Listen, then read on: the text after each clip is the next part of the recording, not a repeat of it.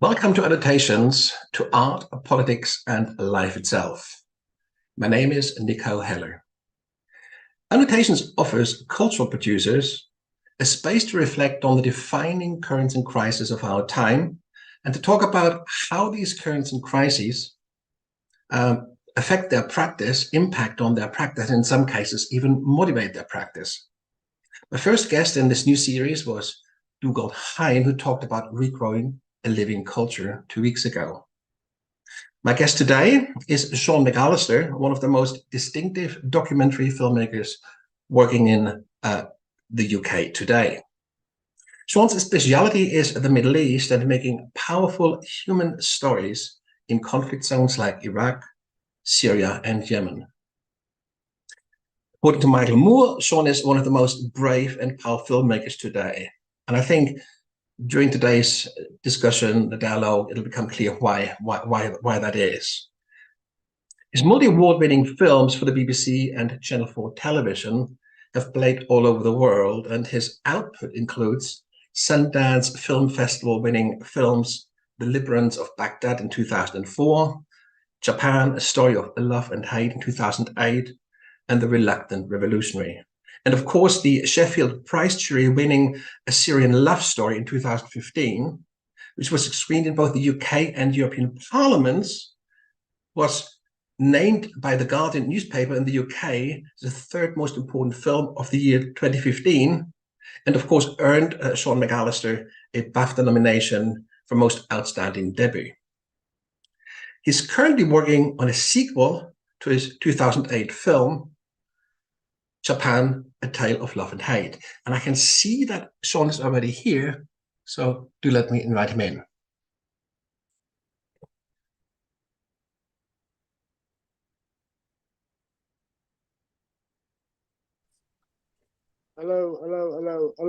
Hello, Sean. How are you? Good. How are you doing? I'm good. There's a blue tinge sort of running across your screen, but I think that's probably the kind of the fluorescent lighting or something. I'm not sure, but it's all right. I tried to put a bit of light in the background, but maybe I don't know. Yeah, it's a horrible northern skylight, I'm afraid, in the north of England here. I'm so glad, Sean, that you could make it. You're a bit of a world traveler, aren't you? You've just recently come back from Japan, I believe. I've been following your adventures there on Facebook. You're working on a sequel to your latest, to Japan, A Story of Love and Hate. How is that going? It's been difficult because of COVID, really, and because of because of cancer. So Naoki, he got stage 4 cancer, quite serious for a while. So we'd actually got the film commissioned about 3 years ago, and he wanted to make this journey across Japan to try to look back on his life. It was when he first got cancer, and he was feeling kind of vulnerable and remorseful, I suppose, about things in his life. He wanted to go and say sorry to a number of people he'd hurt, including the lady that featured in the previous film, who he's no longer with, and also to find the 3-year-old son that he'd had from his first marriage, who he's never known. So it felt like it was a film coming from him, and he wanted to do so, and also it just gave a unique insight to Japan. I just thought, yeah. And anyway, we got it commissioned 3 years ago, but then COVID hit, and then the BBC pulled out, and now the NHK is still in. Now we're trying to raise more money, and finally we went to talk about it. So next, I'm planning to go and make the first filming trip next month. Oh, brilliant. This is so interesting because as far as I know, correct me if I'm wrong, but this is the first time that you are actually doing a sequel. And it's interesting because the way you are engaging with your protagonists, it feels very natural that you would kind of follow them, through their life course, doesn't it? So it's interesting that in this particular case you come back. Now, Sean, what I really want to talk to you today about is, if you like, your relationship to filmmaking. Did it ever occur to you to do something else? Or what is the I mean, it's an issue because when I watch your films and when I see you in action, I kind of feel that it's just an extension of your life. It doesn't actually really, and in fact, it seems to be a constant struggle to kind of to keep the technology out of it. So from what I understand, you work with small handheld cameras. You're kind of, somebody said sort of flying, sort of not a fly on the wall, but a fly in the soup, which I thought was a really interesting kind of way of putting it, because you really do get involved in people's lives at times in really awkward ways. And you kind of get the sense as an audience, as a kind of as almost like a voyeuristic experience, sort of following sort of Sean McAllister on his travels, and as he engages with the world.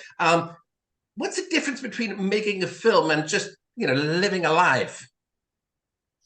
I think it's trying to find a protagonist that can step into the experience.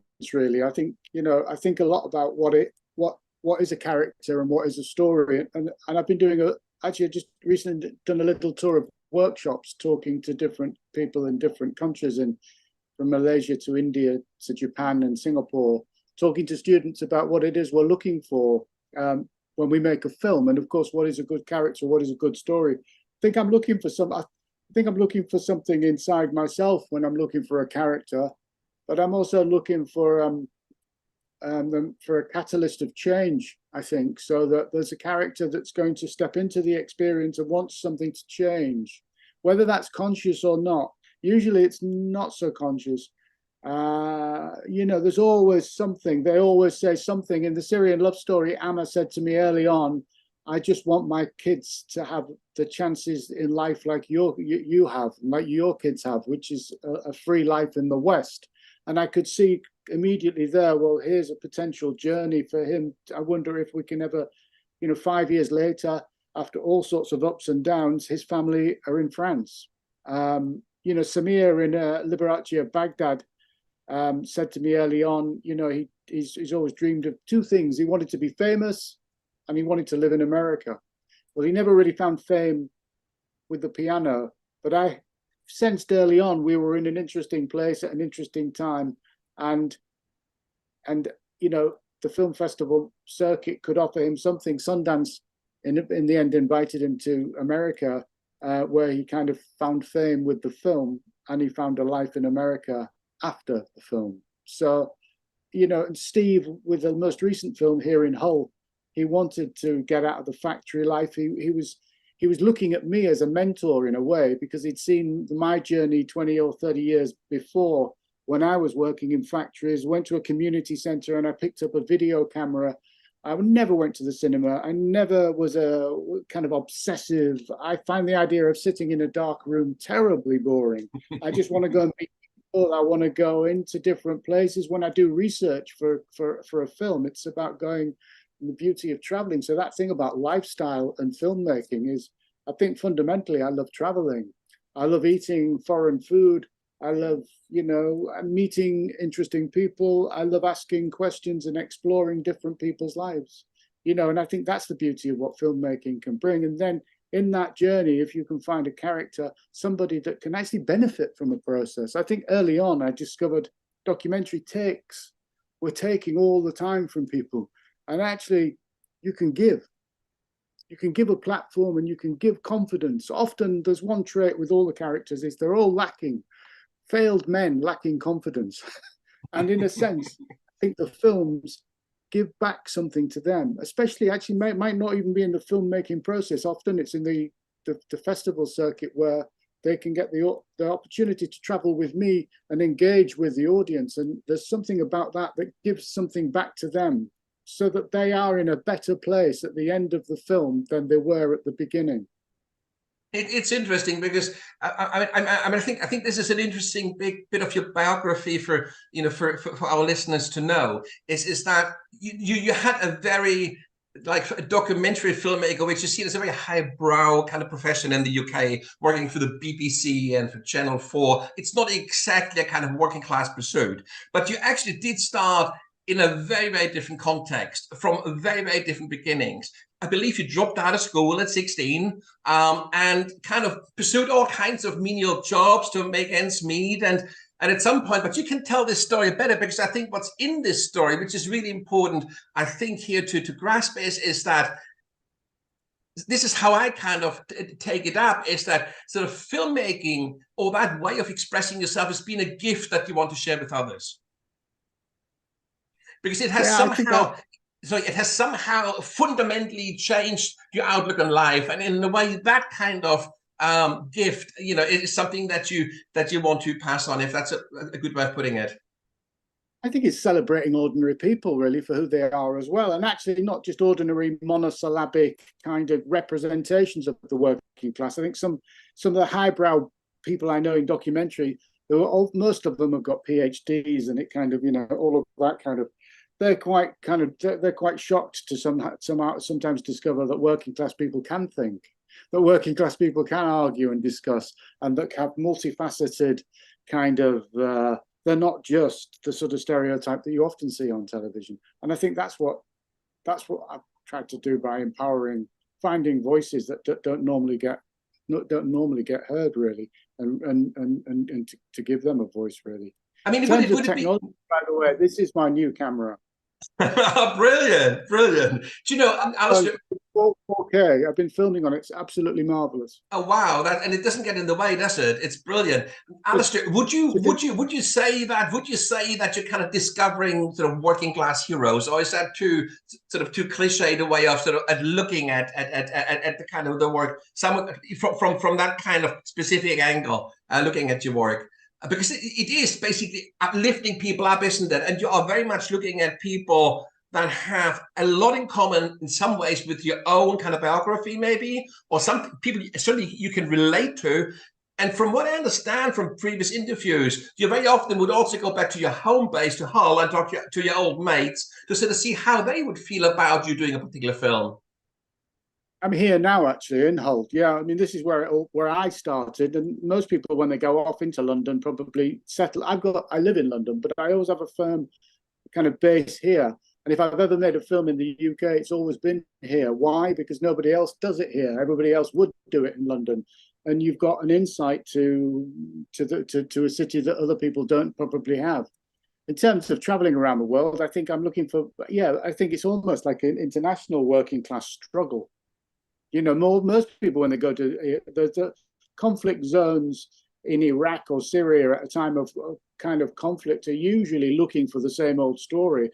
I'm kind of looking still for that character-driven documentary, exploring a whole number of different emotional journeys, really, rather than just the topical story of the war. The war, in a sense, is something that brings the audience to look at the film. In fact, I remember showing the film in America and some people being a bit disappointed with Liberace of Baghdad, because they said, well, it's actually a film about him. It's not really about the Iraq war, is it? And I said, exactly. You know. I remember this must be the first film of yours that I saw, and I believe it was called The Minder. Is that possible? Is there a film that was called? And it was based in Iraq, if I remember correctly, before the fall of Saddam Hussein. And you were given a minder, literally. You basically were meant to kind of show you around and kind of keep an eye on you, you know, the way it would be in a kind of authoritarian regime. And in true Sean McAllister fashion, you developed a relationship with this guy. And that became the film. Talk a little bit about this, because I think there's a lot of insight into your way of working coming from that. Well, those guys were, because off camera, I would go drinking with the Minders, and they were my mates. So they were very much like the guys here that you go drinking with on a Friday, Saturday night. So when it came to opening the doors to get into places and things happening, that's how it all worked, really. It's exactly because we identified each other, we identified and got on as in a more down to earth way. All of the journalists were flying around doing all of the usual stories everywhere else. For me, it was just, I'd gone to Iraq twice before, and I felt cheated by the news. I felt cheated by how everything had been portrayed, about my expectations about, you know, death to America. And I met all of these people that just loved England and loved me, loved our, and then learned more about our history in the neighborhood, and the fact that, you know, from the 1920s onwards, we'd kind of created this mess. And I felt cheated and wanted to sort of set the record straight, really, and found some warm, loving, funny. And it was almost a comedy. That film really was. You don't Totally, expect totally. it. I mean, there must have been a point. There must have been a point in this relationship where the minder realized that actually it wasn't about him showing you sights or granting you access. It was about him granting you access to him. So can you kind of pinpoint how that transition from him being a tour guide to him becoming the central subject of the film, how that transition happened and how that changed your relationship? Well, there was one central character, if you remember, which was a temporary minder. And there's always, you find somebody with a real story to tell. And he made it clear from the beginning, he'd never joined the Ba'ath Party. So he was never a part of the system. And if you're not a member of the Ba'ath Party, you have to struggle. You're not given all the benefits. So I found him, and he was the one that he loved me. Why? Because he loved England. He loved Liverpool. He loved Kevin Keegan. He loved football. So he loved speaking English. So it was any opportunity to speak with me. It was this complete crazy Anglophile, which was just fantastic for my audience. It was BBC Two, 9 p.m. at the time. That became actually the highest rating film on Iraq the BBC have ever transmitted. The other character was a great contrast because he was very much the Ba'ath Party, but he was a kind of effeminate ladies' man. And I was just, because he was playing the game, I was just being a bit more devious with him, which was sort of kind of chasing him when he was meeting a different woman and just turning up and also I think it might be a scene when you remember I filmed him in the toilet having a pee. His driver said, quick, come and grab him. He's having, so there was lots of things where you wouldn't do these kind of things, especially with Saddam's minders. I mean, it's funny. It's like, when you tell these stories, it sounds all both very easy and also kind of almost like a sort of a stroll in the park. But if I remember correctly, when you were filming in Syria, you were actually arrested, and it was a very close shave. Could you tell us what happened there? I mean, that was more of a struggle because I hadn't been properly commissioned. So that film was a labor of love, filmed over 5 years. And the majority of the filming time was where I wasn't commissioned. I always keep myself safe in war zones by being close to my characters. If you're under their arm, in their house, in low key, you're usually quite safe. But because I didn't have any money for the budget for the commission, I was going and doing some TV work. And so Fridays was the protest day. And I was actually picked up by the authorities when I was trying to make a 10-minute news film for Channel 4, which was just money to fund my other film. And it was just bad time, bad luck. But I exposed myself because I was trying to make money to stay alive, but to make the film. But finally getting arrested and getting inside the system was also quite an interesting experience for me and the characters, because both characters were political prisoners. Both had spent long times in prison, and I was trying to understand their world. And also we were getting closer as a kind of family making this film. So when I was picked up and arrested, not only did I finally see inside the horrors of the Syrian system and the anguish and torture that they must have lived as political prisoners.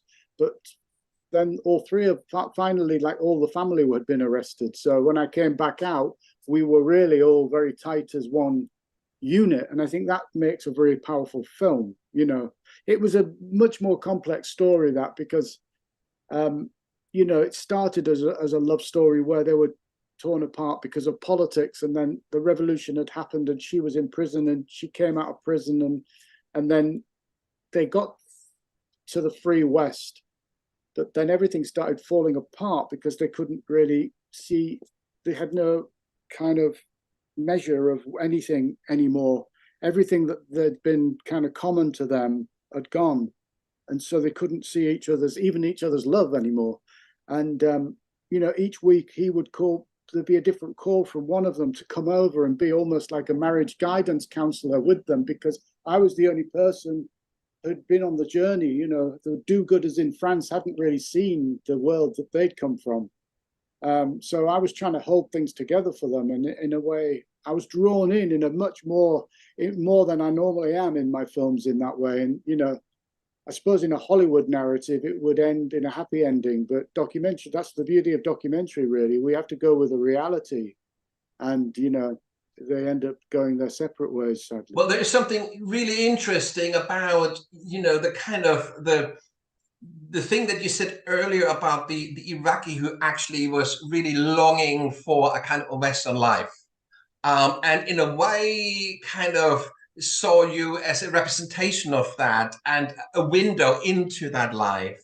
And so there's a clear, I mean, sort of from a kind of a structural perspective, there's a hierarchy in this. There's a kind of a positionality between the kind of privileged John McAllister who can fly in and fly out, and the kind of the protagonist just caught up in the kind of situation on the ground and has no escape, no way out.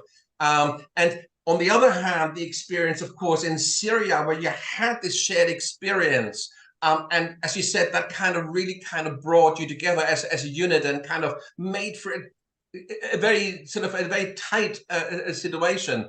It's interesting the way this plays out.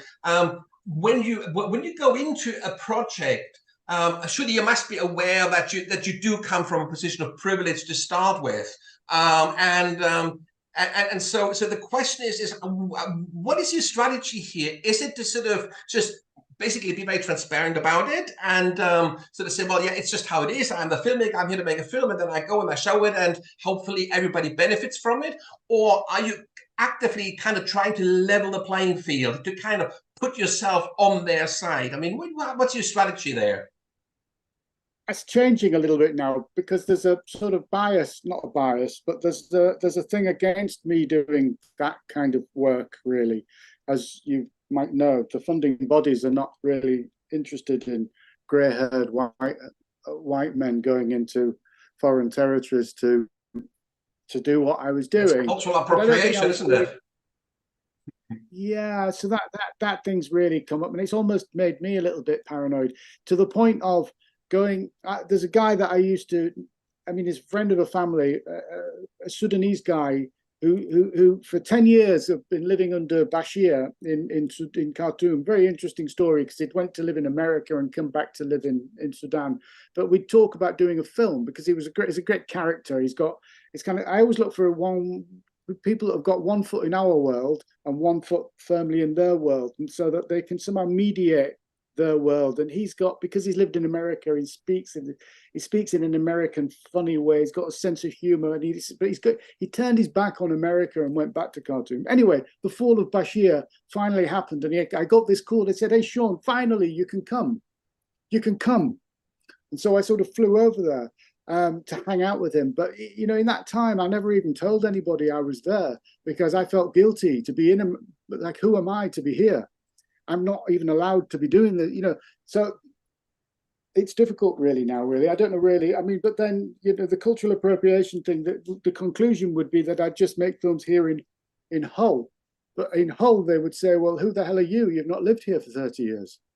So where do I make films? And how do you make films?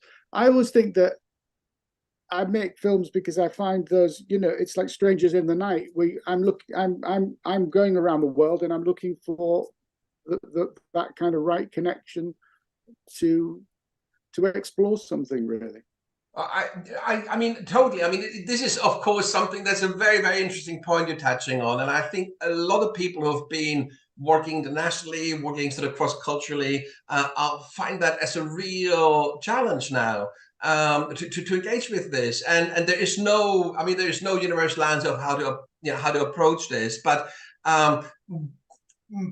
my sense is that what is required is a sort of, if you like, a radical honesty, and a directness in connection, so that if there are differences in privilege, that they are not being hidden, but that they're exposed. It's like living with the pain of difference, rather than kind of brushing the difference under the carpet and kind of just looking for the similarities. And I think this is but this is, of course, you're not just white, you're also male, and you're of a certain age, and that combines to quite a toxic kind of like cocktail now. And of course, it does for every artist, every culture producer, of a certain age and skin color and so on and so forth. It's a difficult thing. And I think everyone has to find their own path. I kind of feel that, I think your work would stand up really quite well to scrutiny, to be honest, because this one aspect which I thought was very interesting is the kind of importance of language to you, the English language in particular. So rather than kind of like engage with, like protagonists or subjects that would speak Arabic or French or whatever, you are consciously seeking out people you can talk to in your own mother tongue, presumably knowing that your audience back home in the UK will speak that language too. Can you talk a little bit about the importance of that? Yeah, I mean, we did a little bit of filming with Naoki on this new film, and I have a translator, Cheng, who is working with me. He's more than a translator; he's like an assistant director, but he speaks Japanese. And so, for the ease of Naoki to say things, we had some things in Japanese, and I then turned to Cheng and I said, "How was it?" And he said, "Well, he said everything, but it's rubbish." And I said, "Well, what do you mean?" He said, "Everything, but it's just not. It's not Naoki." I said, "So what's Naoki?" He said, "Naoki is the charm in which he struggles with those simple words to communicate to you. It's not what he says, it's how he says it.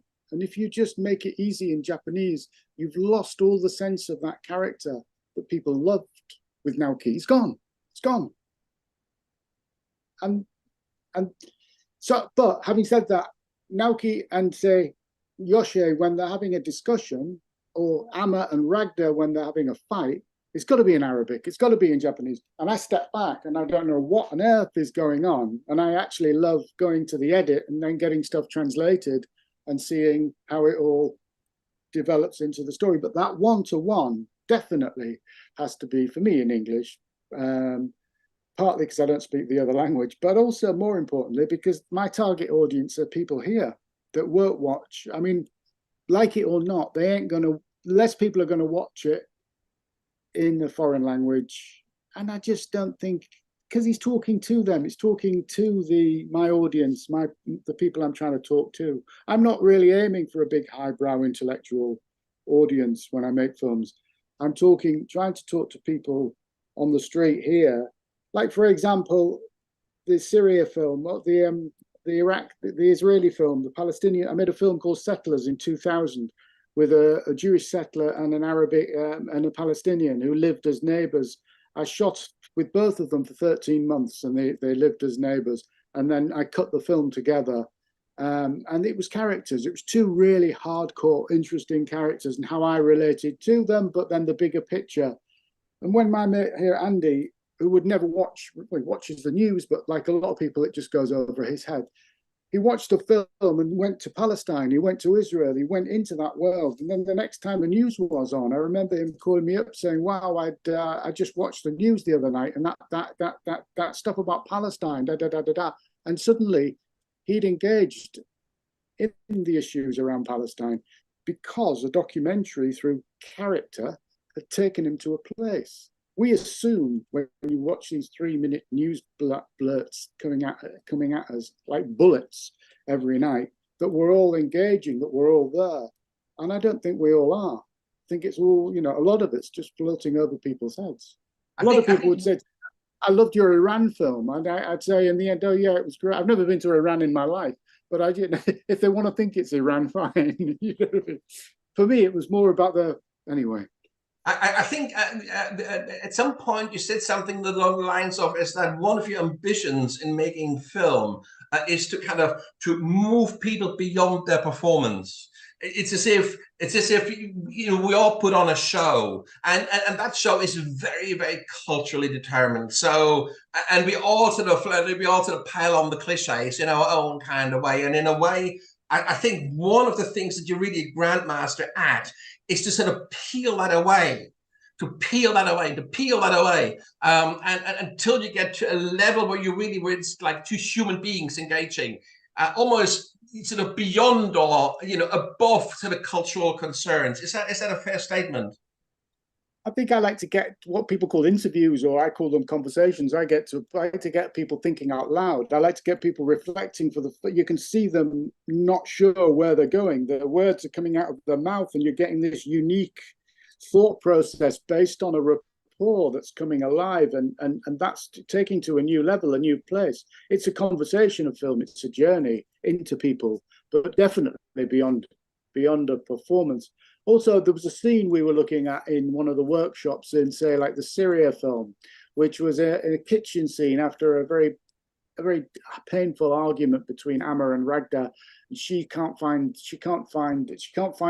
in herself to show him the love he needs. It's like role reversals also fascinate me. So when I'm casting, because I think when we make a documentary, we cast in the same way that a fiction filmmaker would cast. You look for the elements that are going to make the film interesting. I love the idea of role reversals in the Japan film. He's the house husband, unheard of in Japan. And here in Syria, you've got a hardcore Palestinian freedom fighter who is sat looking for love from his hardcore Syrian freedom fighter wife. But there was a scene where they were fighting at each other in the kitchen. And in the edit, we removed, in the end, I was just analysing the scene, we removed all of the dialogue to this visual where she's cooking, there's a scene of no talking, and she turns the pan. And he reaches over just to help her turn the pan as she stirs the dish. And she then turns her back on him and walks out. And he just sits there like a sad little puppy. The camera's kind of close on him, and it's edited in a way to kind of convey something that went on before and something that's going to go on after. And in that, you're looking at trying to kind of, but what's also interesting in something like that is you've got a character who is now educated enough into the film to go with the film. For example, in the Arab world, that Arabic man might say, there's no way I can be conveyed like that. I'm going to look like a loser in my, but he's big enough to actually stand by the film. And you know what I mean? So they've gone beyond the performance and they've gone with the reality of who they are in a way. They're not in any pretense, and they're not, he could have argued, actually, that was the wrong scene. I was right in that situation, but he kind of is big enough to kind of go with the creative process somehow. So in a sense, the journey is also an education for them to build them up, because I think at the end of the day, anybody in my film, I mean, I'd hate to be in one of my own films because anybody in my film has to be quite strong to take that nakedness. No, absolutely. But it's, it's a sort of it's a kind, it's a nakedness that is.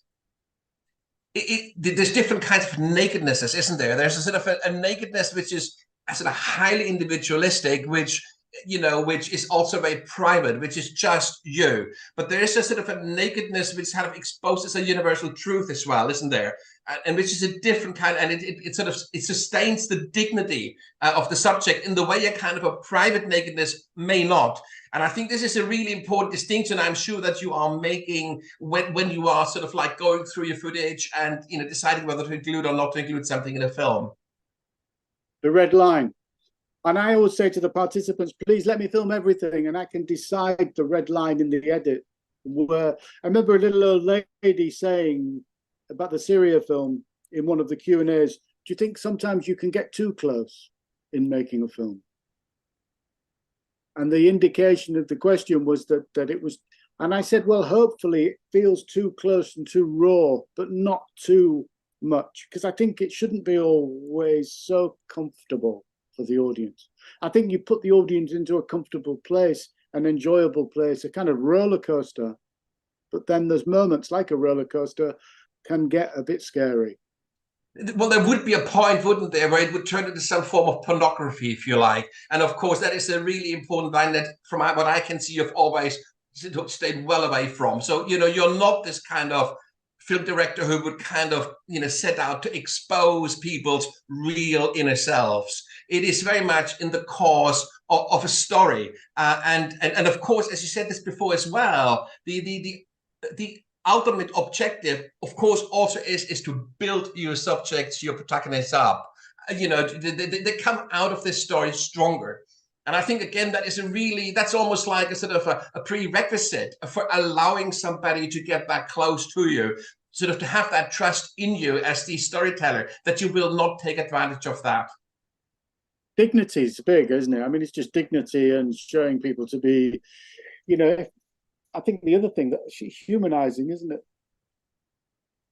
I mean, I think some scenes, the thing is that some scenes would not be necessarily representative, because if you convince people to let you film everything, your responsibility is greater, because you film some stuff that in the wrong hands could make good sensational scenes.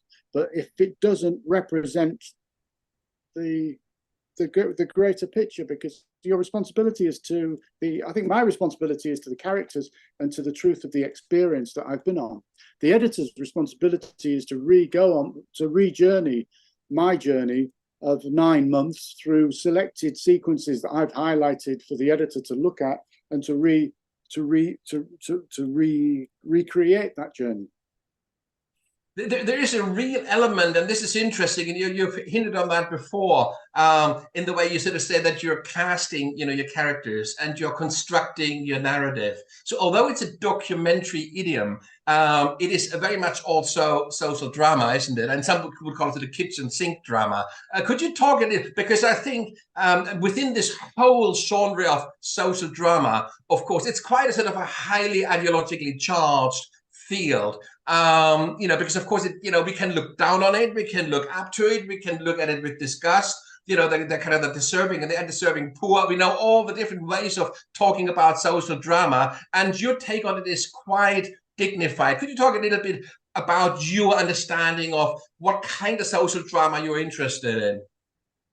Well, I just know what I'm not interested in, and I remember the stuff I used to see on British television here, where they would make a film about poverty, and one of the first sequences would be to get the poor people in the film to take them into the kitchen and open the kitchen cupboards and say, show us how much food you haven't got. And I just think, actually, go and do that in the rich neighborhoods and show us how much food you have got. Kind of questions you ask poor people, you would never dare ask rich people. It's just awful. It's exploitative. It's rude. It's completely degrading. But I just think that's because people from one class are making films about the other class. And what you're never really getting, and what I've always kind of wanted to do here, is to try to empower people from this class to make films about themselves and their class. But you don't have commissioning editors that are working class. You don't have anybody in television that talks and thinks like you. So you're always the imposter. You're always, even after 30 years, I'll go in the BBC and I feel like this. I'm in a strange alien place. I mean, I'm sure I'm not alone. But the idea that, I don't know how you break that, really. I always had the idea of making starting a film school on a council estate and finding six kids to make 6 films, and making a feature documentary called The Film School on the Council Estate. Oh, that'd be brilliant. That'd be brilliant. Yeah. Is that something that you would actually contemplate? Something that you would actually do? I talked to the BBC about it. Do you know what I did? 6 months ago, after the Sheffield Doc Fest, I bumped into a commissioning editor at Channel 4 who I have kind of a connection with.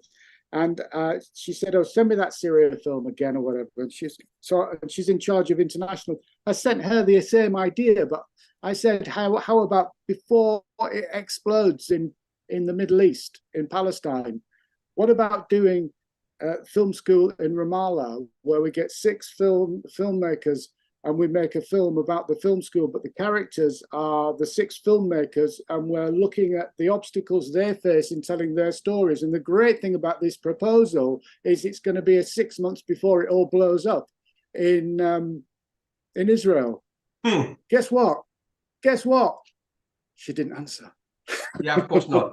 It's too risky, isn't it? Yeah, absolutely. Well, I don't know if it's too risky or if it's just now it's all blown up. There was somebody writing to me saying, "Are you going to go to the Middle East?" And I'm like, well, no. Why? I'm not chasing war. I would have been in the Middle East before. I wanted to make a film in Ramallah for years. I wanted to make a film in Gaza. but Nick Fraser would never send me. In fact, somebody wrote to me recently and said, I'm teaching documentary in Tokyo. Can you recommend a good Gaza documentary? And I said, funnily enough, I can't, but I've always wanted to make one. And that would be something that would be character driven, that would show you more than war. Now everybody will be there just filming the usual. Yeah, no, absolutely. It's interesting. I mean, when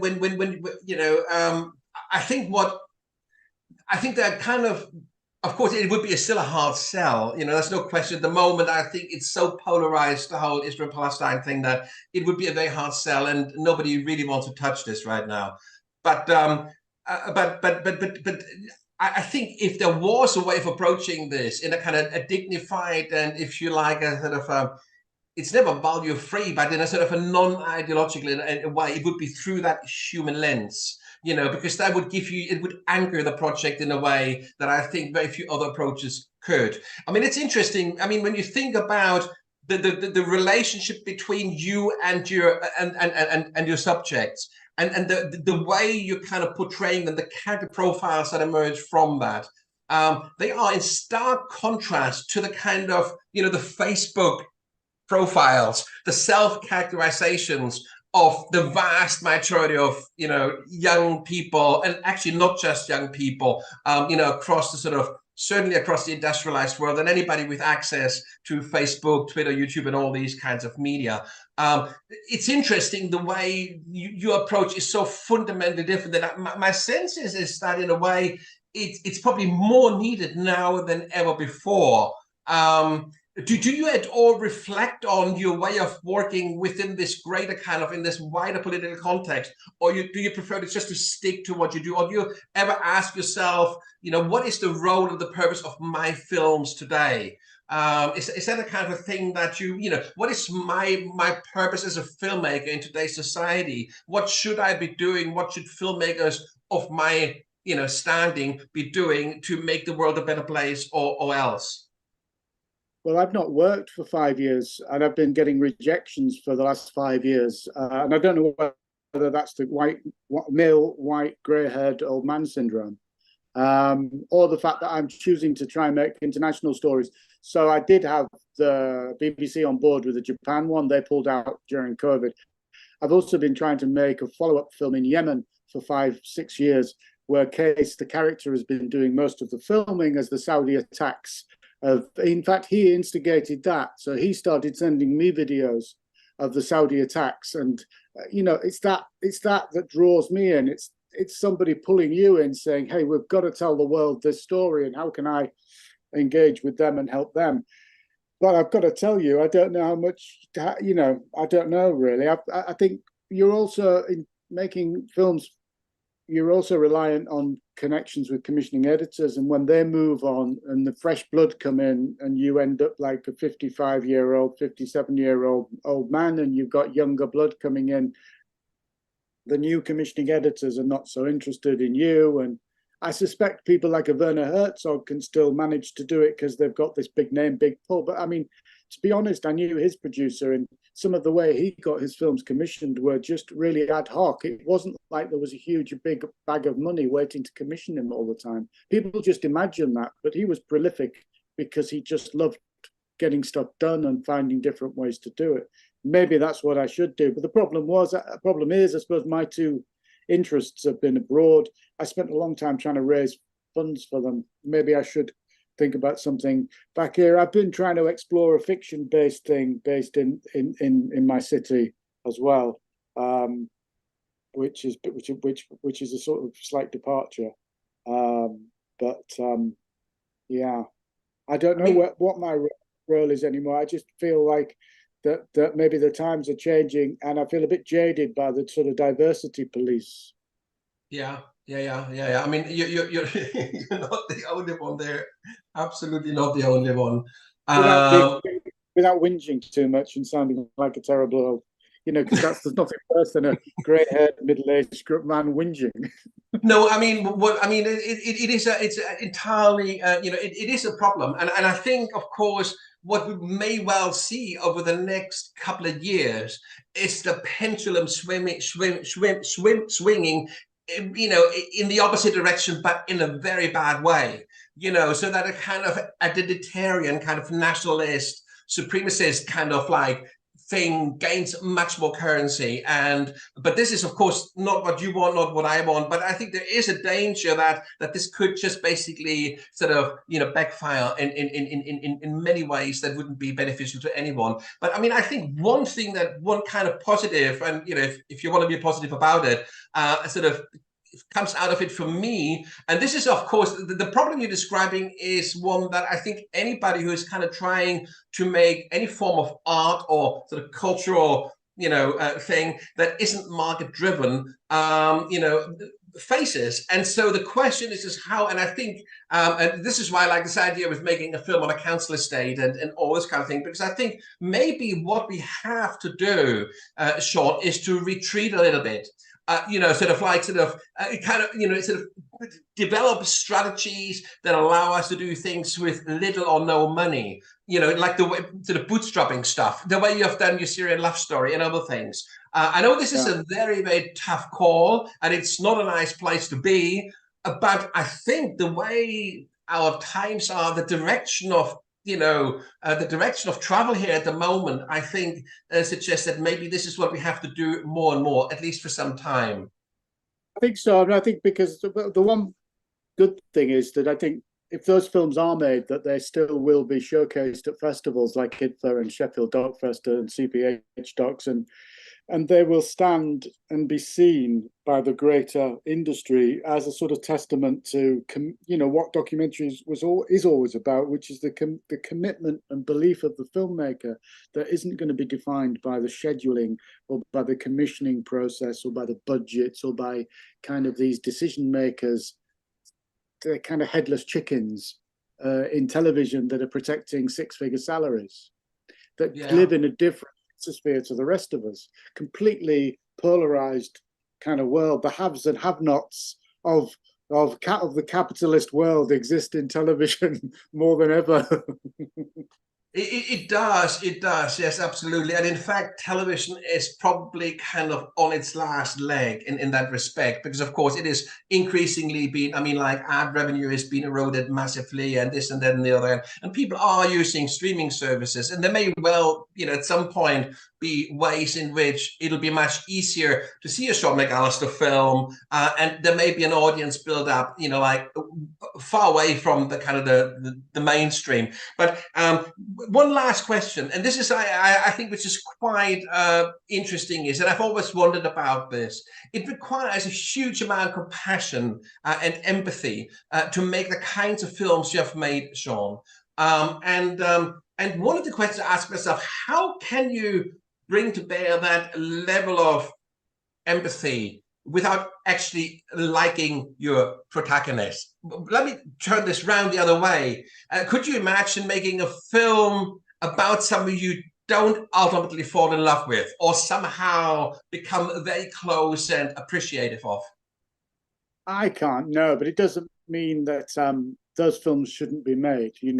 I kind of somehow, I can't think of any, but I think there's certain people make films about people that they don't connect with or particularly like, and they're watchable. In fact, horrible people are quite watchable, aren't they? I mean, if you think of the Werner Herzog would be an example, Sean. Werner Herzog would be an example, Right.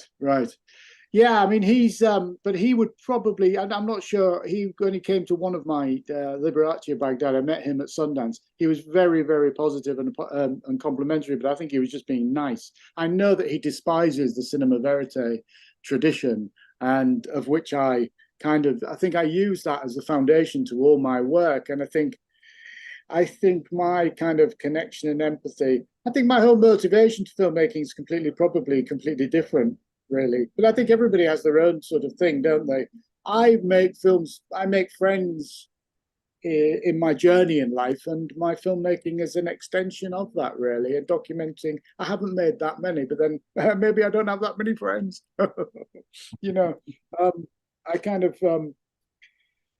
that's my thing. I only want to, I kind of care passion. Then that's my skill, really. My skill isn't to make a kind of crafted documentary. Some people have come to me and offered me a kind of crafted story or a true crime thing. I'm like, just because I make documentaries the way I make them, it's a completely different language. I would be a disaster at that. I'm not one of those people. Whereas I think Werner Herzog seems to have mastered many different techniques, but could he get really close to somebody in the same way that I do? I don't know if that's his skill or his interest.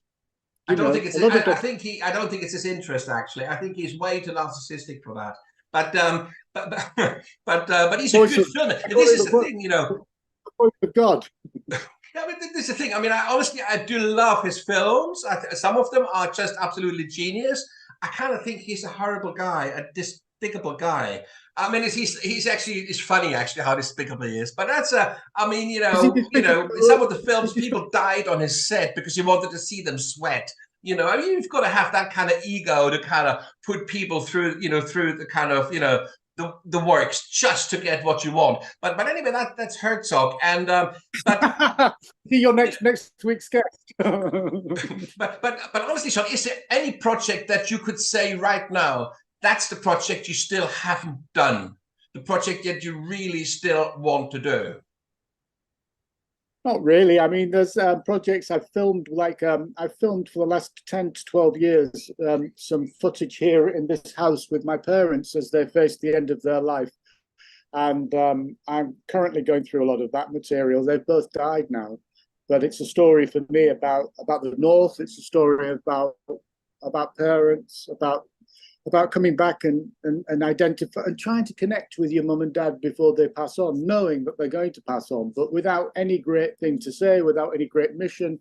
And I think the backdrop of it for me is a story looking at the North, looking at my father's working class, a grand old city that was one of the big cities called Hull, to my city, which is a shithole city with no jobs, with Brexit, with immigration on the rise, with a right wing on the rise, with no hope on the rise.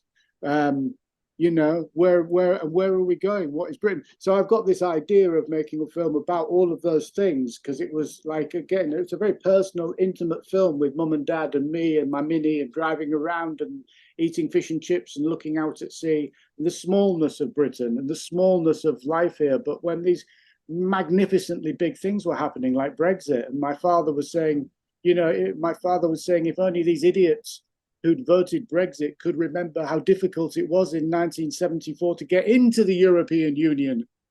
They're so quick at voting to get out because they think if they vote to get out, all the immigrants will leave the city. And of course, if they voted to get out, this city voted 78%. And we've had more immigrants arrive as a result than before. So it's a great present for everybody. But that's good. It's very good, actually, because they're doing all of the jobs here. Yes. Anyway, so that's something I've filmed, and I've got all of this 12 years of material. So that sounds like a really interesting project to get your teeth into, and it's actually probably the film that I really would like to see most. Absolutely, that, and it feels almost like sort of a thing that you have to do. It's a sort of you're kind of almost duty bound to do that. Is there any, so just to finish off this really very, very, very interesting conversation with you, Sean, is there any advice or anything that you would say to sort of budding documentary filmmakers in the UK today, how to approach their craft and how to go about making their first, or maybe, their first follow-on film? Well, again, doing these workshops, I'm trying to sort of instill what it was in me, really, and it's finding the passion that will, because I think you can't pretend, and I think people see the passion. If you're in front of a commissioning editor, they're not really commissioning the story, they're commissioning you, and so they're looking for something in you, and that is conveyed when people feel, and often when you watch a film as well, you feel like you're in some capable hands. Within the first 5 minutes of watching a documentary, you can feel whether somebody's confidently taking you somewhere, or it's a little bit like that, and you're thinking, oh my God, where is this going to go? And so I think I think people should take the time to find the voice. I think people, if they've got the space, which is film school, they should use it to make mistakes. And it's only through making mistakes can you learn. and never ever give up making mistakes and never give up learning. Really, I'm all the time trying to do that constantly. I never really take it for granted that I know how to make a film. Even like now, it's still like you're still fraught with the first, like you're making your first ever film, and I think that brings to it something special. Something I think that people should find themselves in the films. Don't try to emulate your hero. Don't try to be who you love. Try to be who you are, and try to discover who you are and those skills that make you you.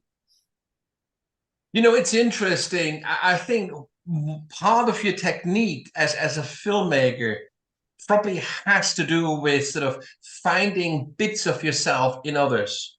It's a sort of a reflexive way, and it's actually a really, as a practice, I think it's a really interesting practice because it kind of, it has sort of a guiding dynamic to it, doesn't it? Because it's a kind of a sort of a, it's not so much that you're searching, but it's a kind of like, you know, the old kind of Picasso cliche that you're finding, you know, like yourself in it.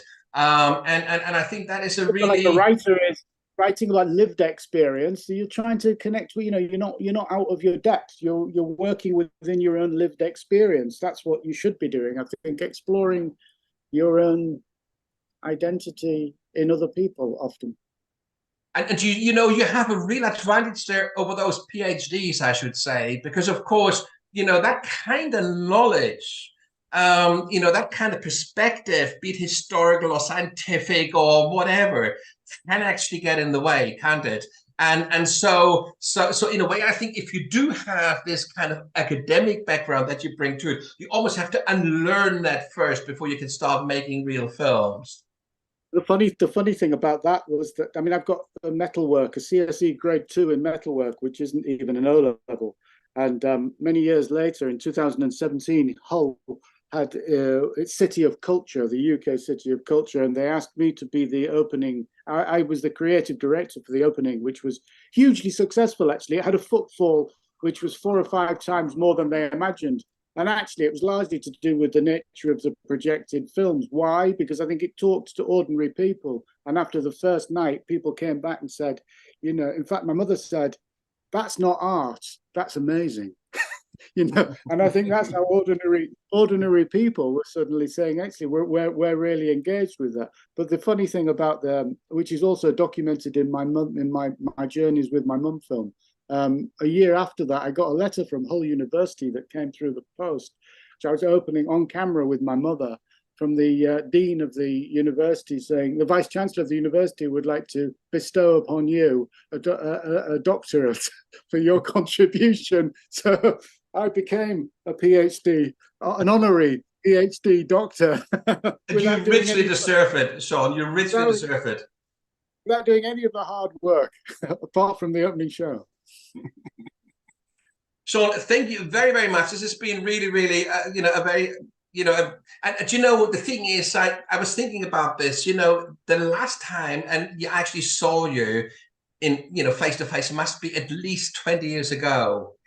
And it's interesting, and I sort of looked at some old pictures of you, like, you know, like recently, you know, when you still had brown hair and and more hair, and it's so interesting, and I'm so glad that we have reconnected because I mean, this was a kind of a meandering kind of conversation we've had, but I do feel a very strong connection to you and to your work, and I feel really privileged that you came on to Annotations at this very early stage when it's an unproven concept, you know, when we're still kind of struggling to get good people onto the program. It's been a real privilege to have you, Sean.